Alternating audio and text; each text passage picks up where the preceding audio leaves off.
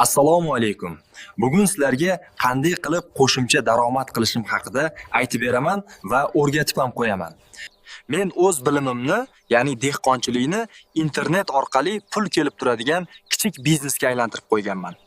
Siz qaysi kasb egasi bo'lsangiz ham, hattoki talaba yoki uy bekasi bo'lsangiz ham, bilganlaringizni pulga aylantirishingiz mumkin. Hech narsani bilmasangiz ham xafa bo'lmang, nimagadir qiziqishingiz bo'lsa, yetarli.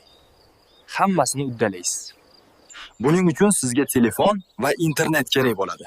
Eplolmayman deb bahona qila olmaysiz, chunki sizda bular bor.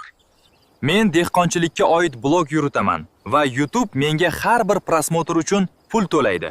Buni siz ham qila olasiz. Bir oyda 3 million prosmotr uchun qisqa videoga $50 dan $100 uzun videoga 350-1200 dollargacha to'laydi. Bitta qisqa video uchun 1,5 soat, uzun video uchun 3-4 soat vaqt sarflayman va bu videolar menga butun umr pul keltiradi.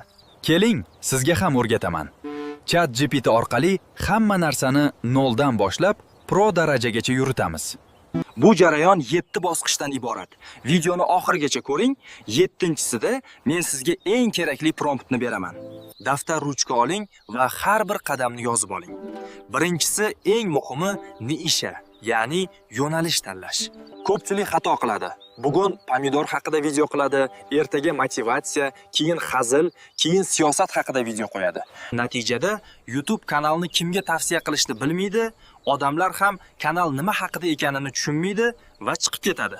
Shuning uchun bitta yo'nalish tanlang. Dehqonchilik, chorvachilik, issiqxona yoki xohlagan sohangizni tanlang.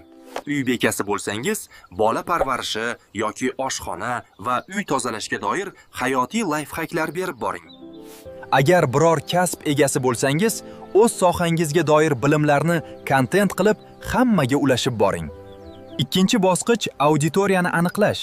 Sizni O'zbekistondan kuzatishayotgan bo'lsa, sodda va xalqona tilda kontent qiling. Masalan, o'simliklardagi fotosintez haqida emas, bodring nega achchiq bo'ladi, boqiladigan molga qanaqa yem berish kerak va hokazo. Auditoriyani yaxshilab analiz qiling. Yoshi va qaysi paytda onlayn bo'lishini inobatga olib, kontent yarating. Kanalingizning statistikasida bular berilgan bo'ladi. Shunga qarab, soat nechida video qo'yishingizni bilib olasiz. Agar berilgan vaqtda internetga kira olmasangiz, oldindan rejalashtirish funksiyasi orqali videoni avtomatik yuklashga qo'ying. Bu funksiya orqali bir oylik kontentlaringizni avtomatik o'zi kanalga yuklanadigan qilsangiz, sizga ish ham qolmaydi. Bu funksiyalar siz o'ylaganday qiyin emas. Bir marta ishlatib ko'rsangiz, o'rganib olasiz, keyin umuman esingizdan chiqmaydi. Kuniga o'rtacha 2 soat sarflab, osongina daromadga chiqa olasiz.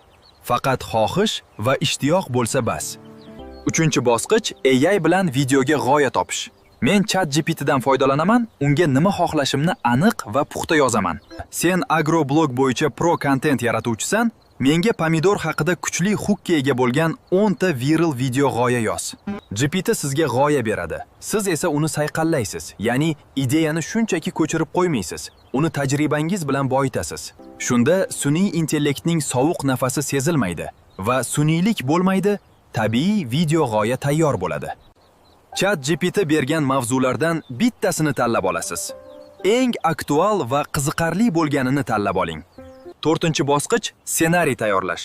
Ko'pchilik kamera yoqilganda nima deyishni bilmay qoladi. Shuning uchun doimo oldindan ssenariy tayyorlab qo'ying. Masalan, men pomidor nega sarg'ayadi mavzusini tanladim va bitta prompt bilan AI yordamida ssenariy yozdiraman.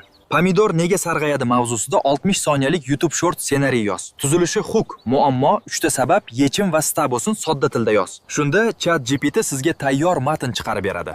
Siz uni o'zingizning uslubingizga moslashtirib, sinalgan tajribalaringiz bilan boyitasiz. 5-bosqich video olish. Buning uchun qimmat kamera shart emas. Telefonni yorug'roq joyga to'g'ri joylashtirib olsangiz yetarli. Eng yaxshi kadrlar tongda yoki kechki quyoshda olingan kadrlar.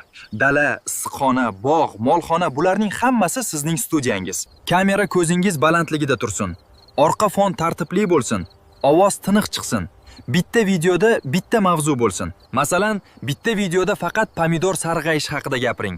Keyingi videoda bodring haqida. Hammasini bitta videoga tiqib yormang. Kamerani yoqib, bir necha marta mashq qiling va eng zo'r videoni tanlab, kontentga mos montaj qiling. Men CapCut ilovasi orqali montaj qilaman.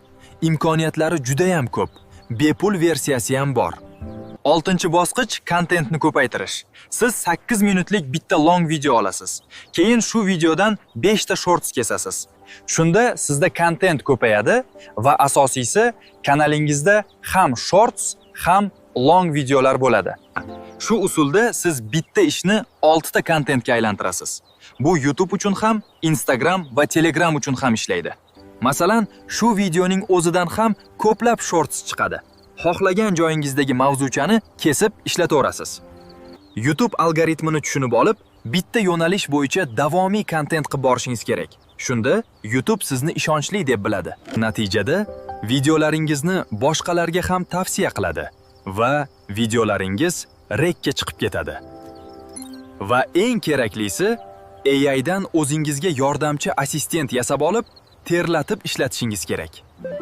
ChatGPTning o'zini ham to'g'ri prompt berib ishlatishni bilsangiz, ancha ishingizni qilib beradi. Siz nazorat qilib turasiz. 7-bosqich kanalni oddiy video joylaydigan sahifadan haqiqiy blogga aylantirishingiz kerak. Buning uchun tartib va tizim kerak. Kanalda 3 ta narsa aniq bo'lishi kerak. Kanal kim uchun, kuzatuvchilarga nima beradi va qanday foyda bor?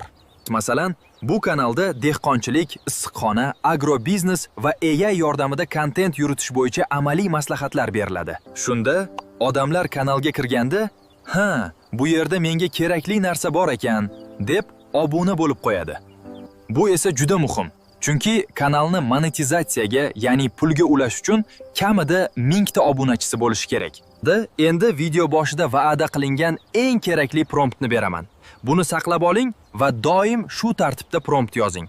Mana shu prompt bilan siz har hafta kontent reja olishingiz mumkin. Lekin esda tuting, AI sizga yo'l ko'rsatadi, lekin ishonchni sizning tajribangiz beradi. Agar siz dehqon bo'lsangiz, fermer bo'lsangiz yoki o'z sohangizda blog boshlamoqchi bo'lsangiz, bugun boshlang. Telefoningiz bor, tajribangiz bor, endi AI ham bor. Agar siz talaba yoki uy bekasi bo'lsangiz, oddiygina lifestyle blog yuritib, mahsulot yoki kiyimlarni reklama qilib ham pul topishingiz mumkin. Agar yuzingizni ko'rsatishni xohlamasangiz, bunday blog yuritish bo'yicha ham minglab yo'nalishlar bor.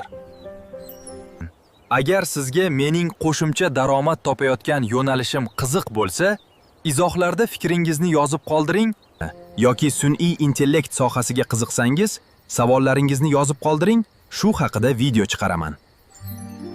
Obuna bo'ling. Chunki bu kanalda qishloq tajribasi, zamonaviy texnologiya va daromad yo'li birlashadi. Bugun boshlaganlar ertaga yutadi. Ma'lum bir marraga yetib borgan bo'ladi. Boshlamaganlarga esa yo'l yanada qiyinlashadi.